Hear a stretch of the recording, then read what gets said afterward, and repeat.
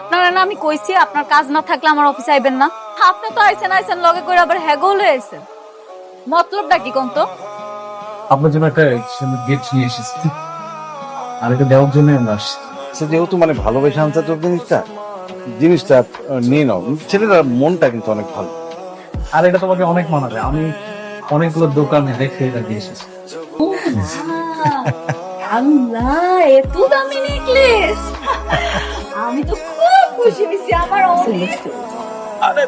আপনারা কি ভাবছেন আমার স্বর্ণের জিনিস দিবেন আর হাত করে ফালাইবেন? আপনি আমার স্বর্ণের জিনিস কিনা দিলে আমি আপনার বিয়া করতে রাজি হইতাম? এত সহজ? বোমা, এত দামি জিনিস আর তুমি এমনি ফেলাই দিলা? তুমি কেমন দামি জিনিস কোনদিন চোখে দেখছো? আর তাছাড়া তোমার এত অহংকার। হ্যাঁ, আমার অহংকার বাড়ছে। আমার অহংকার বাড়ছে। আপনার কোনো অসুবিধা আছে তাতে? আপনার তো কোনো অসুবিধা নেই। কেন আইছেন এখানে? ভালোই ভালো কইতেছি, এখান থেকে চলে যাও, নাইলে কিন্তু বডিগার্ড দিয়া ঘাস ধাক্কা দিয়ে বাড়ি করে দিবি। বোমা, আমার কথাটা একটু শোনো।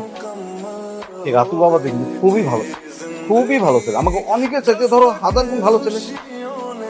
তুমি দুজনে বিয়ে করো না, তুমি কিন্তু বেশ সুখে থাকো। আর ধরো যে অনেক তোমাকে বেইমানি করছে, দ্বিতীয় বিয়া করে বউলে ফুর্তি করতেছে। বডিগার্ড, ওনাদের ঘাস ধাক্কা দিয়ে বাড়ি করে দাও।